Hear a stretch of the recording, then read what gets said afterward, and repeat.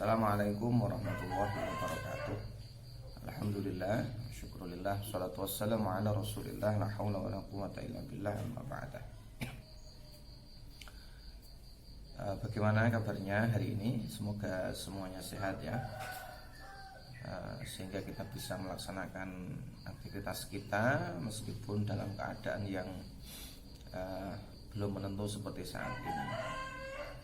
Selalu jaga kesehatan ya, makan teratur, olahraga, kalau bisa vitamin dan suplemen itu dikonsumsi setiap hari, karena itu adalah kunci untuk menangkal segala penyakit, termasuk corona. Nah, dan jangan lupa bahagia ya, tidak perlu mikir yang aneh-aneh ya, jalani saja apa adanya, woles ya, itu bisa menambah daya tahan tubuh kita. Beberapa orang bertanya-tanya ya, kenapa kok di Eropa ya, Piala Eropa kemarin tuh para supporter diperbolehkan masuk stadion, bahkan di final itu di kota London dan Italia itu, mereka yang tidak bisa datang ke stadion itu berkumpul di tengah kota ya, nonton bareng final Piala Eropa. Itu ada yang menyimpulkan begini, bahwa Eropa itu sekarang sudah tidak percaya sama corona. Eropa sudah tidak peduli corona, termasuk kemarin yang viral itu Singapura, katanya sudah tidak percaya sama corona. Itu pertanyaan-pertanyaan orang yang tidak pernah buka HP itu, pernyataan orang-orang yang tidak pernah membaca informasi, membaca berita. Nah, negara-negara di Eropa, termasuk beberapa negara di Asia ya, Singapura, Malaysia, itu sekarang sudah membuat kebijakan memperbolehkan berkerumun ya. Mungkin sekolah-sekolah sudah mulai dibuka. Itu bukan karena tidak percaya lagi dengan corona, tapi mereka sudah melawan corona, sudah berhasil melawan corona ya. Dengan apa? Dengan taat protokol kesehatan, dan yang menjadi kunci utama adalah dengan vaksinasi. Di Eropa ya, di Singapura, di Malaysia itu semua warganya itu sadar vaksin. Sementara memang vaksinasi itu diberikan secara gratis dan mudah diakses, dan warganya juga sadar dengan vaksinasi. Jadi tidak perlu disuruh-suruh, tidak perlu dipaksa-paksa untuk vaksin. Mereka sudah sadar dengan sendirinya untuk melakukan vaksinasi, karena itu adalah kunci untuk melawan corona. Nah, sementara di Indonesia itu masih banyak orang yang tidak sadar dengan vaksinasi. Padahal kalau kita mau kondisi kita ini berubah ya, kondisi kita ini berubah seperti yang dulu ya, melakukan aktivitas secara normal, kuncinya hanya satu, vaksinasi ya. Vaksinasi. Kita tidak bisa menghilangkan corona dari dunia ini, maka solusinya kita adalah dengan membentengi tubuh kita ya, dengan vaksin itu, Nah, maka kalau negara-negara Barat dan negara-negara Asia ya, yang maju-maju itu sudah berani membuka fasilitas-fasilitas publik ya, maka itu karena program vaksinasi mereka berjalan lancar. Nah, di Indonesia ini sekarang baru ramai-ramainya vaksinasi. Maka kalian yang belum vaksin, saya sarankan untuk ikut vaksin. Tidak usah khawatir ya, tidak usah khawatir. Kiai-kiai kita itu banyak yang sudah divaksin ya. Gus Mus, kemudian Gus Yasin, Wakil Gubernur, termasuk Gus Baha itu sudah divaksin. Jadi tidak usah khawatir dengan kehalalan vaksin, tidak usah. Buktinya para kiai sudah divaksin. Nah, lalu ada muncul pertanyaan, loh Pak, nyatanya divaksin saja sudah, nyatanya banyak yang divaksin tapi juga masih positif kok, masih kena corona. Iya betul ya, sama seperti ketika kalian ikut imunisasi cacar itu kan ya, campak itu kan tidak kemudian kamu bebas dari penyakit campak atau cacar itu kan, tetap nanti ada penyakit cacar ya, selama seumur hidup sekali tetap kena penyakit cacar, tapi resikonya lebih ringan daripada yang tidak divaksin. Vaksinasi corona juga begitu ya, vaksinasi corona juga begitu, karena vaksin itu untuk meningkatkan benteng, untuk membentuk imun tubuh ya, supaya tidak mudah diserang oleh corona. Kok masih kena corona? Iya, itu mungkin saja, tetapi resikonya lebih ringan daripada yang tidak divaksin. Nah, saya kira informasi itu bisa kamu dapatkan di mana saja lah. Di media sosial banyak sekali itu ya. Ya intinya kalau kita mau kondisi ini berubah, kita mau sekolah-sekolah dibuka lagi, kita mau pengajian diperbolehkan lagi, kita mau jamaah tidak dibatasi, Idul Fitri, Idul Adha dibebaskan, berkerumun, ngumpul-ngumpul di kafe diperbolehkan. Kuncinya satu ya, kita harus taat pemerintah dengan melakukan vaksinasi. Karena tanpa itu kita masih rentan terkena corona. Dan corona tidak mau pergi, nyatanya tidak mau pergi. Maka kita yang sekarang harus membentengi diri kita. Tidak perlu ragu karena ulama-ulama kita, panutan kita, ya. Ulama-ulama besar sudah divaksin. Tidak hanya ulama Indonesia, ulama luar negeri di negara-negara Muslim juga sudah divaksin. Jadi tidak perlu khawatir. Begitu sebagai pengantar kuliah hari ini. Oke ya, hari ini kita melanjutkan perkuliahan dan kita sampai pada materi tentang pembelajaran afektif. Afektif itu salah satu domain ya, tujuan pembelajaran yang dirumuskan oleh Benjamin S. Bloom ya. Jadi Benjamin S. Bloom mengkategorikan tujuan pembelajaran menjadi 3 yang kemudian disebut dengan taksonomi. Taksonomi itu pengkategorian atau pembagian kognitif, psikomotorik, dan afektif. Nah, untuk kognitif dan psikomotorik saya kira tidak perlu dibahas karena itu sudah pernah dibahas. Nah, karena ini materinya adalah pembelajaran afektif, maka tentu saja kita fokus pada materi afektif. Afektif itu apa? Afektif itu banyak diartikan dengan sikap, akhlak, ya, perasaan, emosi, dan lain sebagainya. Intinya bahwa afektif itu sesuatu yang berkaitan dengan perilaku kejiwaan ya, yang nanti bisa melahirkan perbuatan. Itu afektif ya. Jadi mulai dari perasaan yang paling ringan sampai dengan perasaan yang paling tinggi ya, sampai dengan sikap yang nanti membentuk sebuah perilaku. Itu afektif. Maka kalau diterjemahkan dengan kata sikap, dengan kata akhlak, itu sebenarnya hanya sebagian kecil dari afektif. Nah, karena afektif itu sesuatu yang berkaitan dengan kejiwaan, maka afektif ini menjadi tujuan pembelajaran yang paling sulit dicapai ya, karena berkaitan dengan kejiwaan seseorang. Sementara kejiwaan seseorang itu sulit untuk diukur, sulit untuk diketahui, bahkan sulit untuk dirubah, sulit untuk dibentuk. Itu afektif. Maka dalam domain tujuan pembelajaran itu, afektif adalah tujuan tertinggi. Dalam K13, afektif juga menjadi tujuan paling tinggi. Karena memang afektif itulah nanti yang akan membentuk perilaku. Ya, ketika afektifnya itu baik, ya, afektifnya itu mengarah kepada perilaku baik, maka nanti perilaku yang muncul adalah perilaku yang baik. Nah, itu afektif. Ya, maka kemudian para pakar kemudian mengatakan bahwa mengajarkan afektif atau membelajarkan ranah afektif itu tidak bisa diajarkan dengan metode-metode biasa atau strategi-strategi yang umum yang untuk mengajarkan kognitif maupun psikomotorik ya. Misalnya kemarin seperti strategi pembelajaran berbasis masalah itu dominan di kognitif dan psikomotorik ya, karena tujuan akhirnya adalah problem solving dan berpikir kritis.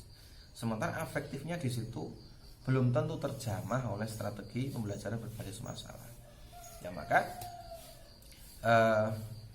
perlu strategi khusus untuk mengajarkan afektif. Nah, dan untuk mengajarkan afektif itu, nah, ternyata strategi yang paling efektif adalah afektif itu sendiri. Nah, maksudnya bagaimana, Pak? Untuk mengajarkan seseorang dengan perilaku yang baik, maka caranya adalah dengan berperilaku yang baik.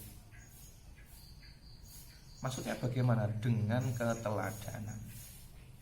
mengajarkan sikap yang baik, maka caranya adalah dengan bersikap yang baik. Guru harus bersikap yang baik terlebih dahulu sebelum mengajarkan sikap yang baik kepada peserta didiknya.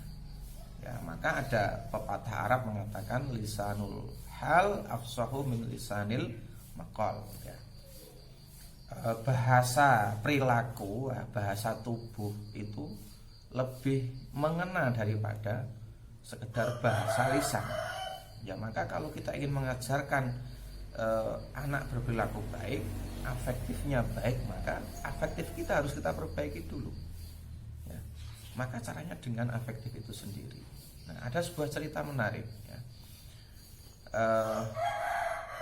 Ada seorang anak yang punya penyakit kronis, ada seorang anak yang punya penyakit kronis. Nah, oleh dokter, ya, salah satu cara untuk mengurangi resiko penyakit itu adalah dengan menghindari makan garam. Tapi karena dia anak kecil, maka itu cukup sulit. Ya. Ibunya sudah mencoba untuk menyuruh dia untuk tidak memakan garam. Kalau masak tidak pakai garam, tapi justru dia tidak mau makan. Ya, sudah dibilang ibunya berkali-kali agar makan makanan yang tidak ada garamnya. Sudah difasilitasi ibunya dengan makanan yang tidak pakai garam, tapi justru dia tidak mau makan. Nah, ibunya bingung, tidak tahu harus bagaimana untuk nyuruh anak itu supaya dia mau makan tidak pakai garam. Nah, akhirnya dia memutuskan untuk konsultasi, ya, ke seorang sufi, seorang kiai lah. Dia datang kepada seorang sufi dan mengatakan di depan seorang sufi itu, ya, bahwa anaknya ini anaknya ini seharusnya tidak boleh makan garam, tetapi dia sulit untuk bilangi anaknya itu. Anaknya sulit dibilangi agar dia tidak makan garam. Nah, maka kemudian sang sufi itu justru tidak langsung menjawab apa pertanyaan dari si ibu itu. Ya. Sang sufi itu justru menyuruh ibu itu pulang. Ya, sudah begini saja, untuk menyelesaikan masalah yang kamu hadapi terkait dengan anak itu yang masih tetap makan garam padahal dia punya penyakit kronis, ya, maka saya tidak bisa menjawabnya sekarang. Ya, kamu pulang dulu, nanti kamu datang ke sini seminggu lagi. Itu kata sang sufi. Nah, si ibu itu, ya, akhirnya pulang dengan perasaan kecewa, ngempol-ngempol lo dalan, ya, ngeremeng. Piye toh gitu. Iku jarene kiai ku ampuh, kiai ini sekti, terkenal manjur. Idune itu geni, ya. Itu geni itu kalau berbicara itu kemudian banyak orang terpengaruh gitu. Tapi kok saya punya masalah begitu saja kok dia tidak bisa ngasih solusi gitu. Nah, dia pulang, terpaksa pulang, dan anaknya pun masih tetap makan garam di rumah, masih tetap konsumsi garam. Nah, dia tunggu seminggu dan akhirnya dalam waktu seminggu itu dia menunggu dan pada saatnya dia kembali lagi ke sang sufi tersebut. Nah, ketika sampai di rumah sang sufi, dia juga penasaran apa yang dilakukan oleh sang sufi. Ternyata di sana, di rumah sang sufi itu tidak apa-apa, tidak terjadi apa-apa.